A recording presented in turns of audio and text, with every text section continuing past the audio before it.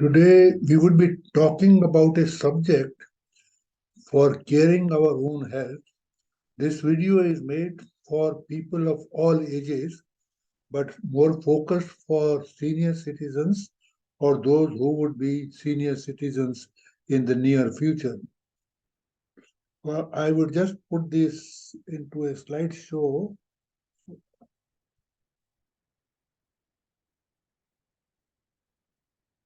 So here we are. So this picture shows that the population of senior citizens is rising rapidly all over the world, and India is no exception. At this point, we have about 138 million people above the age of 60, and these green bars indicate a rising trend of this population. Today, it is about 7 point or maybe 8.6% of population which falls in the category of elderly people. But by the year 2050, this percentage will rise to as much as 16%. And with this, we are also rather expecting negatively that the dependent old age people will also be increasing with passage of time. The 80 plus persons are the fastest growing segment of elderly in any part of the world. And out of 138 millions, older females slightly outnumber the older males. So on the left upper rectangle, this is the typical aging. Everybody ages as his calendar age increases. There are external changes in the form of graying of hair, loose skin, and so on. And there are, of course, internal changes. So this is typical aging for anyone who is born in the world. But at the same time, different individuals age differently. On the right upper corner, you will find that there are two women, both aged 51, but one of them looks older than the other one. So this is just a heterogeneous process of extent of aging in the population. In the lower part of the picture, on left side, there is a happily married couple of 105 and 100 years old, and they're married for 86 years. On the right side, there is a lady shown, Zenat B, who is 13 years old from Bhopal, who got the headlines in the newspaper some time back. Now, there are plenty of medical issues that the elderly people or senior citizens face in their day-to-day life. I have tried to list them in an alphabetical manner. There are age-related diseases like Alzheimer's disease, brain attack means stroke, cancer of any part of the body, diabetes, high blood pressure, frailty, that is extreme amount of weakness and weight loss, then all kinds of infections in the old age, maybe urinary infection, the chest or lung infection, stomach infection, so on, and of course, heart disease. And you can add also here injuries and falls as a result of accidents. The list is by no means complete. But on the right side, I have tried to depict again in an alphabetical manner what kind of other symptoms that an aging individual in old age may experience. And these are also troublemakers for the person and demand sometimes for the medical advice. And these are aches and pains anywhere in the body, vision getting somewhat blurred. They have problem of motility of their bowels. They are not able to properly uh, empty their bowels regularly daily. Some of them are having some kind of depression. Many complain of fatigue and exhaustion.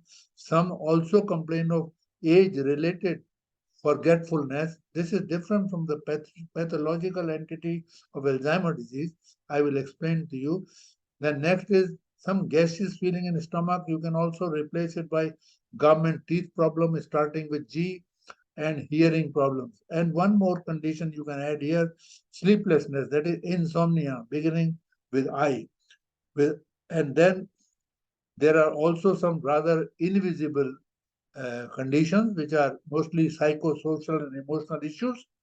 The previous slide had shown some visible conditions because they cause pain, they cause discomfort, so they go to the doctor. But the psychosocial and emotional issues may remain somewhat invisible, and they are again alphabetically arranged. Anxiety, boredom, and experience of bereavements in the family. They have challenges in coping with some stresses. They also have despair, disappointment in old age, many of them, and some of them have mood swings. They sometimes become angry, sometimes become depressed, sad, and so on. And then, of course, as you become age and you get retired, your status becomes low, your income also comes down. There is a slowly progressive generational disconnect. You are no longer in connection with your other generations in the family or in the society because you have simply become old. And if the whole thing is little advanced, sometimes they have a rather peculiar feeling of harming themselves up to sometimes to the extent of committing suicide. And of course, financial worries are always there. For people who have money, they have investment worries, and joblessness and jitteriness are the other features. So, what exactly happens as you age and age, and you are not looking after yourself, you are not consulting the doctor at regular intervals? So, this is what would happen. In the middle part, there is a lady which is depicting that there is a problem of memory. On the left side, gradually you become immobile and you might have to come on wheelchair. On the right side, the other activities of daily living are shown on the lower side also. There is a difficulty on the part of senior citizens to take bath. They may need help of a maid or some family member. They have difficulty in dressing themselves properly. They are not able to wear clothes because of their limitations and physical parameters. Then they have difficulty in climbing or coming down the stairs. They may have difficulty in moving onto the toilet seat or getting up from the toilet seat, and therefore have difficulty in getting for urination or toileting. And sometimes they are unable to feed themselves and they need the help of a family member. So, and with this, what happens, all these difficulties may lead to a complete or incomplete dependence of a senior citizen to a care provider. So these are the special aspects in elderly that I think people should know. Firstly, the older people have multiple diseases and therefore require many medicines for treatment. Second is that unlike young people, their presence of disease in them is often complicated by a host of socio-economic and emotional problems that I've already alluded to. Third important point is that unlike young people, the diseases which come in old age, they are often chronic, lifelong, keep on progressing, and sometimes they are life-threatening, and their treatment is usually quite expensive. Hence, I think preventing health issues and keeping yourself independent in old age is important through a process what we call as healthy aging, and this responsibility has to be largely shouldered by the senior citizen himself or herself. So you have to be your own health coach. And this is not simply the matter of physical health. There are many dimensions of health which I would be talking about, and also about the steps and attitude that a senior citizen would like to have in order to remain healthful with long life. So this is the multidimensional aspect of healthcare, and that therefore the task is holistic. It is a lifelong task, but it is never late to begin. Earlier it is begin, the better it is. The dimensions are physical health or cognitive or brain health, social health, psycho-spiritual health, financial health, and engagement or participation in work-related activities. We come to them one by one. Physical health, there are 6 important parameters according to the present thinking. You have to eat right. You have to abstain from alcoholism, do exercise well, keep cleanliness and hygiene, refrain from smoking, and have a sound sleep. Now we come to each of these physical health parameters. First is eat right. The general principles of eating right is that avoid excess of carbohydrates, refined sugars, salt, prolonged fasting, overeating, and dehydration, etc. Specifically speaking, everyone should have enough proteins, which he often neglects. All our life, we have been depending on carbohydrates because they are more tasty, they give late satiety, but we forget to take the adequate amount of proteins. So they must be taken regularly, and they are in the form of milk, cheese, legumes or pulses, or any non-vegetarian food if someone is non-vegetarian, and whey. Whey is something that you get out of acidification of milk in the process of getting the curd. Whatever the liquid comes, you just sieve it out, and that liquid has lots of amino acids, which are good for protein intake. And you can use that fluid either by drinking, or you can mix it in atta when you are just preparing for it for the chapatis, etc. But one should not take excess carbohydrates, because if we continue taking all our diet in the form of wheat or white rice or starchy foods or lot of vegetable containing potatoes, what would happen? You know, we get sick, we get more prone to all kinds of diseases. And outwardly, you can see that intake of excess wheat causes what is called wheat belly. Your stomach part of the body is protruding out. If you take all the time rice and not much of protein, you get what is called rice belly. So this is something which should be avoided. Anyway, you still have to take the required amount of carbohydrates because they also give energy, but not excess. The next part of eating right is select your oils and fats. I would recommend mustard oil, groundnut oil, and for those who can afford olive oil or sunflower oil. Hydration is also important, it's a part of nutrition. You have to take adequate amount of water daily. Many senior citizens do not have enough thirst, so they forget taking water, which is harmful. And make it a habit of taking herbal tea with anything like tulsi, dalchini, black pepper, or a good idea, mix a pinch of turmeric, haldi, into the milk and take that golden milk daily at some time of the day. Vitamins and minerals are important. Vitamin B, C, A, D, E, and K are all very important. And out of the minerals, calcium is very important. And out of the vitamins, I would say that vitamin C and D are particularly important. Fortunately, most of these vitamins are present in our foods. So if you are having a normal intake of food, you don't have to worry to take any extra supplement of vitamins and minerals. Now, you might have heard that there is something called Mediterranean diet, which is consumed by people who live in the Mediterranean area near the Mediterranean Sea. And this Mediterranean diet is agreed upon to be beneficial by all the scientists, and this has a potential to prevent a large number of diseases like heart disease, dementia, high blood pressure, and so on. But Mediterranean diet a little expensive because it has olive oil, consumption of fish, chicken, seafood, and whole grain, and fresh fruits and vegetables, red wine, and of course low salt is recommended for everyone. So we have an Indian version of Mediterranean diet which is not so expensive, and this might also be quite useful to prevent the age-related health issues.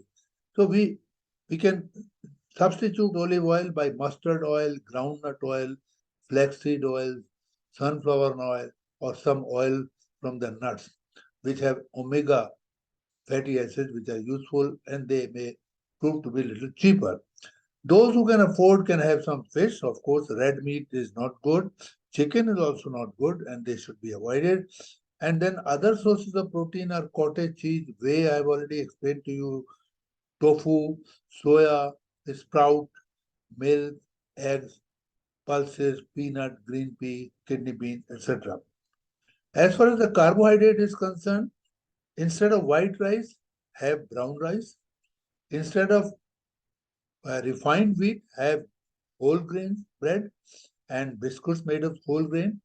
Oats, millets, and lentils are all useful sources of carbohydrates. At least they are not the refined carbohydrates. And fruits and vegetables, costly here, and because of our weather, they are perishable soon. And we are not, many of them, people are not even aware of the benefits of fruits and vegetables. They are actually useful. We may use here in our country banana, orange, or vegetable like onions, spinach, sweet potato is also useful, carrot, and broccoli, etc. Instead of red wine, which is quite expensive in our country, we may use anar, just rust, pomegranate, cranberry, mixed fruit juices, etc. And of course, in order to have less consumption of sodium chloride, the routine salt, we can substitute it by pot chloride or pink salt, or use taste enhancers like lemon, imli like tamarind, spices, herbs, chutneys to lower our salt intake. This is the second component of physical health, exercise well. Now, you might have gone to the parks and you find all kinds of exercises are being resorted to by senior citizens and middle-aged people and other people also. And some people are walking briskly, some people are clapping, some people are laughing, some people are doing breathing exercises. They are all useful, they have own merits. But I would particularly focus on people who are little grown up and they are on the brink of getting into senior citizens or already have become senior citizens. There are four kinds of exercises that I have enlisted here. The aerobic or the endurance exercises. Of course, brisk walking is a cheap method of exercise and is quite useful to prevent many diseases. Cycling, swimming, gardening, dancing, and running are also aerobic exercises. They provide oxygen to the body. Second is strengthening exercises. The examples are climbing stairs, lifting weight, push-ups, chair stand, arm raise, bicep curls, joint exercises also. It's a good idea to carry your own groceries. You would be at least lifting some weight in day-to-day activities. The third is balancing exercises, like heel-toe walk. You walk on heel or on toes alternately. You stand on one leg, that is also a balancing exercise. You stand or sit on a chair without hand support on repeated occasions. Then stretching exercises are hamstring, quadriceps, wrist exercises, ankle stretching, triceps stretch, and also yoga. And yoga has a potential of flexing the muscles. It gives calmness also, and it is quite useful to many people, and many of them are doing. Please remember that any exercise, especially by a senior citizen, should be under medical supervision and a monitor of pulse should be carried out. These are very simple things, but I think not really observed in practice by many people. This is the next component of physical health, that is hygiene and cleanliness. Now, personal hygiene is very, very simple. Most of the people do it. I don't have to really stress on this. But many senior citizens, when they are in their advancing age, they try to become lethargic, and these basic activities, some of them may fail to do regularly, like teeth brushing, taking bath daily, changing clothes, hand washing whenever necessary, combing hairs, caring for nails and their feet, all important. So they have to be done. Very simple. Bowel hygiene, because senior citizens are more prone to get constipation. So they should be asked to consume high roughage or fiber diet. Drink adequate water even if they have no thirst.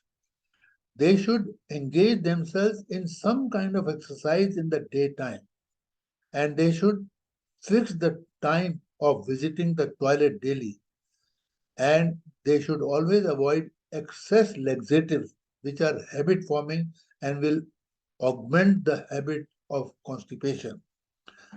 Lastly, in the bowel hygiene, I would like to say that if someone gets sudden constipation, it could be a omen sign, and he should immediately report this complaint to his doctor. Third is sleep hygiene. This is important to ensure a 6 to 8 hours sleep to lessen the frequency of high blood pressure, diabetes, stroke, heart disease, dementia, and depression. And this could be done by exercising in the day, avoiding day naps, and avoiding coffee, tea, alcohol, watching television, or listening to radio at bedtime. Keeping 1 to 2 hours gap between dinner and bedtime, and keeping the room atmosphere calm and quiet with soft room light, breathing exercises if needed at that time also, and meditation and pranayama as a part of daily routine. These are the methods to have sleep, and this I have enumerated because many senior citizens have problem getting into sleep, and if they awake in the night, they again have problem in getting into sleep again. The fourth part of the hygiene is modern world hygiene. Now, this may not be known to many people.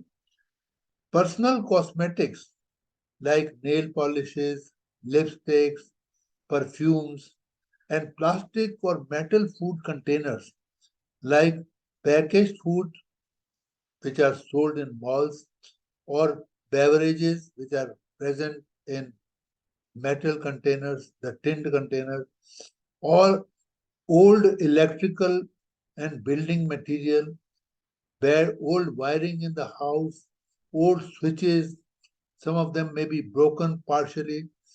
These are all sources of substances which are called hormone disruptors.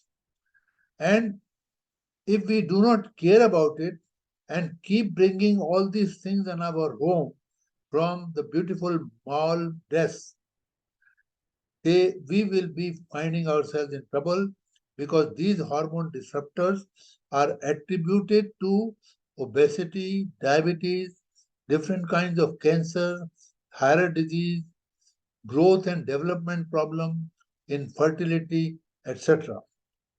In addition to that, we also must identify that there is something called indoor pollution. Even if you don't go out, you stay in your own house.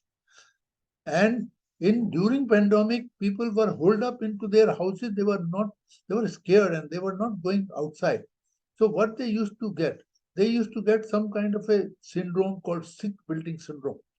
And this sick building syndrome is a result of many of these indoor pollutants, maybe furniture polish, maybe dust which is hanging in the air, sprays that you are using.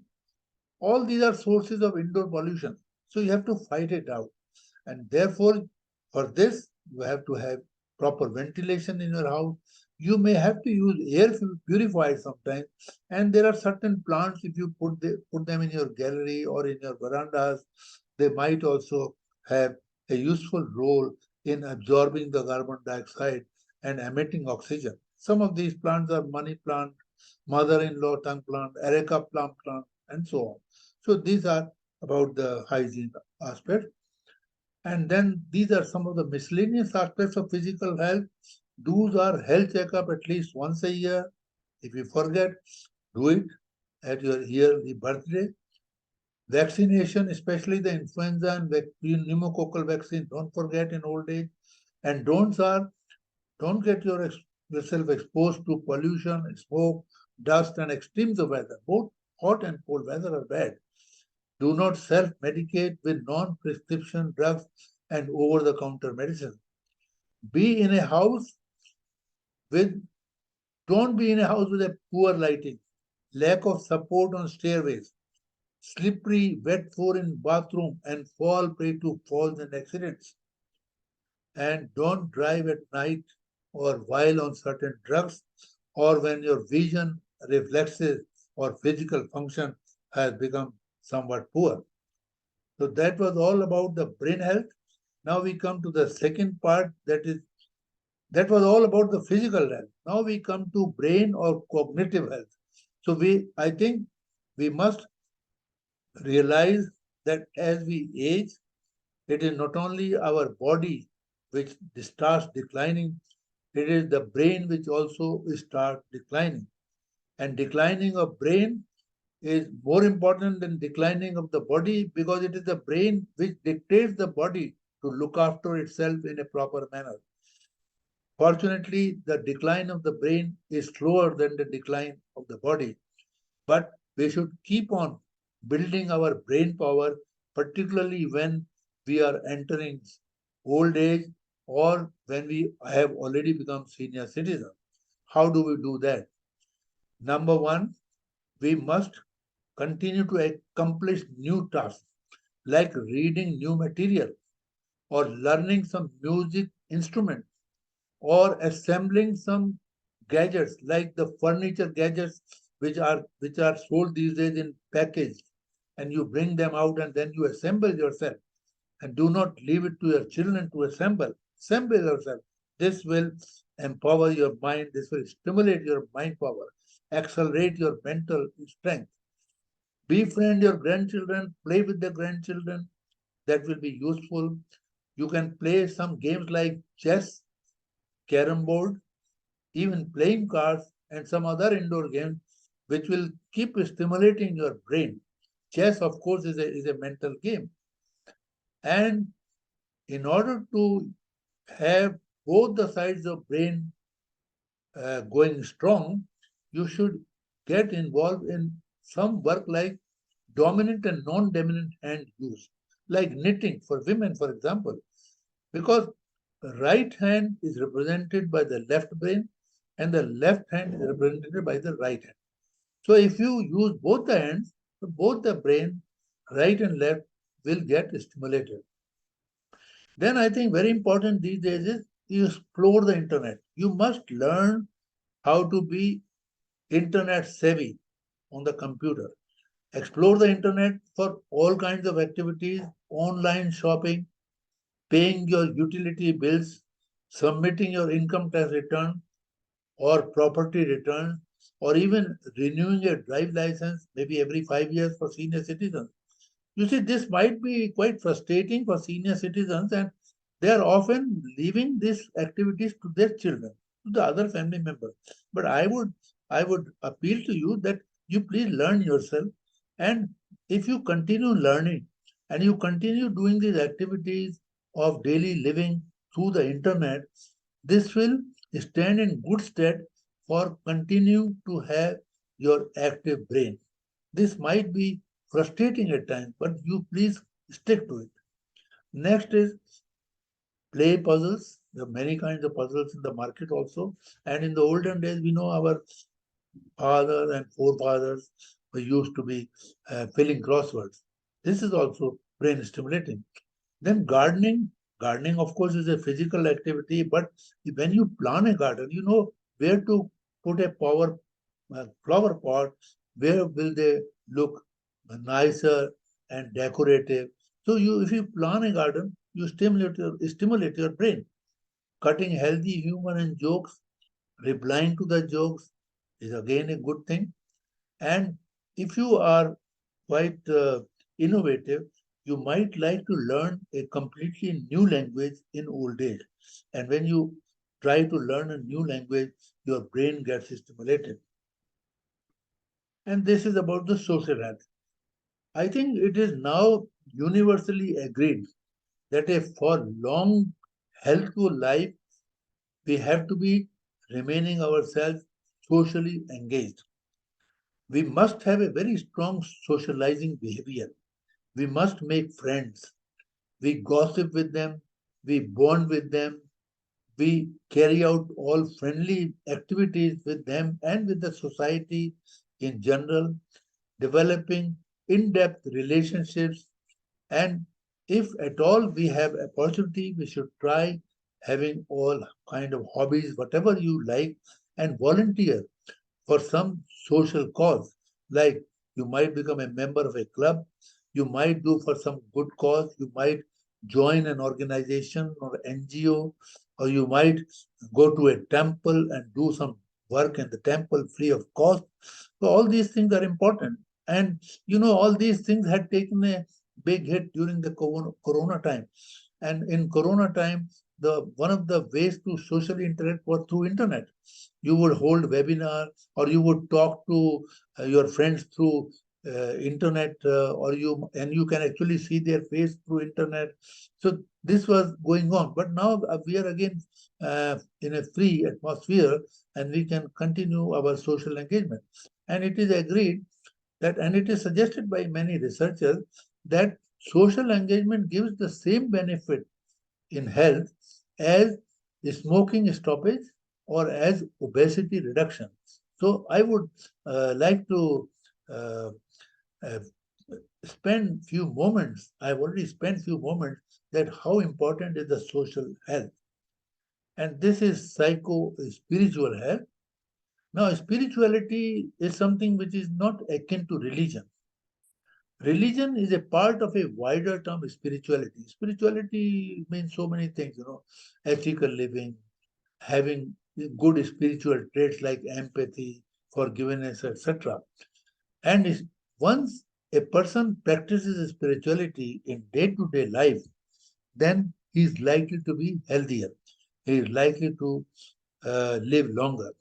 And this spirituality can be imbibed by a number of procedures like yoga asanas, pranayama, meditation, or even praying to God, for going out for pilgrimaging, ethical living, and many types of religious activities like watching religious discourses on television, or going to religious discourses in the outdoor, visiting ashrams and temples for religious activities. So this is spirituality. It's not just religion. There are many other things in spirituality. I have already told you. And listening to music of your choice, which lessens anxiety, fatigue, and pain. Music also improves mood, attention, and sleep. And music, like knitting, is supposed to stimulate both sides of brain. Music, many senior citizens are quite fond of listening to yesteryear music of film industry. Many other senior citizens are very keen and eager to listen to devotional music or bhajan. So this spirituality, etc., is actually quite useful for warding off many diseases. And once these diseases have emerged, they could be useful for retarding their sinister progress. And lastly, if you engage in any of these activities, particularly various physical exercises, in group, in parks and lawns, you might have seen people walking in groups, people clapping in groups, people laughing in groups. And when you do it in groups, this might be even usefulness of a greater magnitude.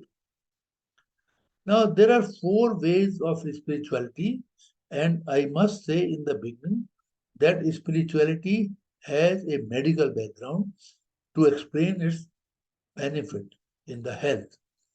It reduces the stress hormone, which is cortisol. It also reduces the inflammatory marker, which is harmful in the form of C-reactive protein or interleukin 6. It increases some beneficial hormones like melatonin, which is good for sleep, endorphin, which is good to relieve pain and fatigue, and it also gives relief to number of functions relating to cardiovascular disease, central nervous system, immune system, and kidney functions. There are four ways I try to explain the health benefits through spirituality. One is intrapersonal. I have already alluded to meditation, yoga, pranayama, religion. Interpersonal, I have also alluded to that bonding and social engagement. Environmental, I have not so far touched upon, but I would like to say that watching the nature, citing the symbols like Om or cross for Christians or the other religious symbols according to your faith, watching colors of different kinds, watching the nature, that is setting sun or rising sun, the water bodies and lakes, the greenery, etc., hearing something like music, touching, smelling incense sticks, tasting delicious. These are all our basic uh, sensations that God has given to us. That is vision, hearing, touch, smell, taste, etc. So we should keep exploiting these gifts of nature for our health benefit. And then finally is transcendental, that is through relating yourself with something beyond human, that is cosmic force, what you may call it, God, universe. There are so many contemplation methods apart from meditation, pranayama. There could be Zen from Japan, there could be Tai Chi from China, Qigong from Korea, and so many things. So the whole idea is to keep yourself healthy, sleep full, and keep busting your stress. So that is about the psycho-spiritual. And the next is financial health. Now, financial insecurity is a worry for all the economically weak elderly individuals. And our country is not an exception. But there are people who are economically strong, but they also worry. They worry for a different reason. They don't worry for their day-to-day expenses. They worry that they have collected some assets, even small and mid-sized ones, or rather they have hoarded all their life. And now they keep worrying what will happen to them. And they don't even realize that their legal heirs are not even interested in these small and mid-sized sons. So why worry at all? So that is financial health. I think you have to look after that kind of thing. Unnecessarily don't worry about finances which do not matter so much in your life. Then the third thing is that decision to allocate the assets to the right beneficiaries could also be quite tough. If you have legal heirs and you want to distribute these assets, you might have to have a tough time thinking about it. And I think when you are writing a will, you should have a proper financial and legal help. And howsoever nicely you might have written a will, there are always some chances of fighting the will by the people who are left behind after you. In short, I would say for those who have no immediate legal heirs, benchmark decisions are needed at right points during the life of an old age. Like shifting your floating funds to stable government securities at the age of about 70 to 75.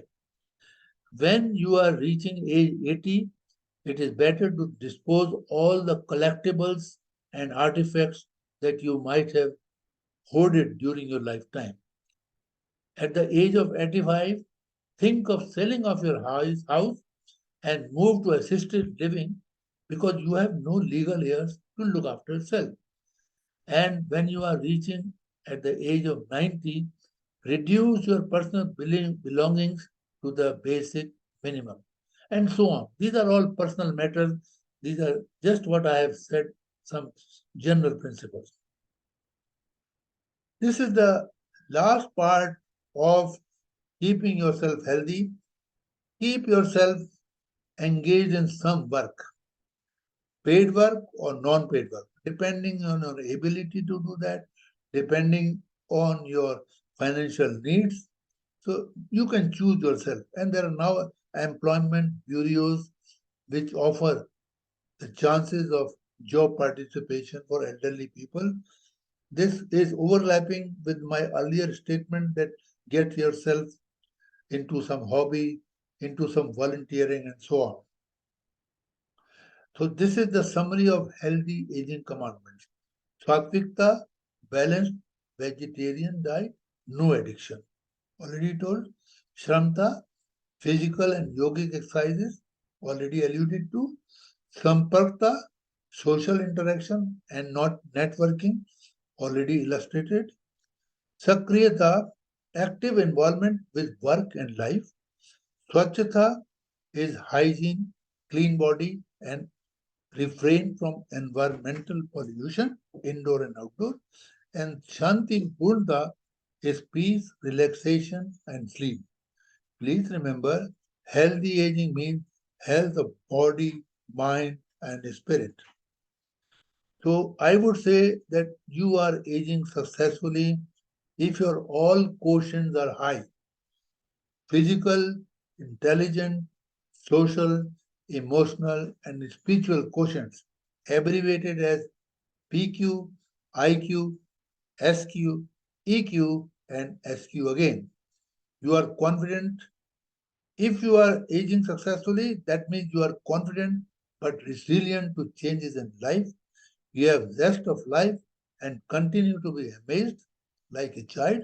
You understand yourself and can take decisions. You are at peace and harmony within yourself, and you believe in God and like to serve His people. Thank you very much for your patient listening. And I stop sharing my screen, and that is the thank you.